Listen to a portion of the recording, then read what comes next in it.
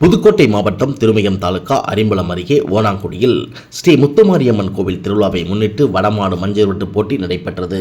இந்த போட்டியில் சிவகங்கை, மதுரை, திருச்சி, திண்டுக்கல், தஞ்சாவூர், ராமநாதபுரம், புதுக்கோட்டை உள்ளிட்ட பல்வேறு மாவட்டங்களைச் சேர்ந்த 14 காளைகளும் 120 மாடுபிடி வீரர்களும் கலந்து கொண்டனர்.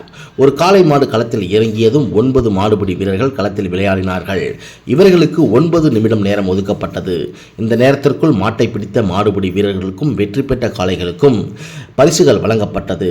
இப்போட்டியை சுற்றுவட்டார பகுதி மக்கள் உற்சாகத்துடன் கண்டுகளித்தனர்.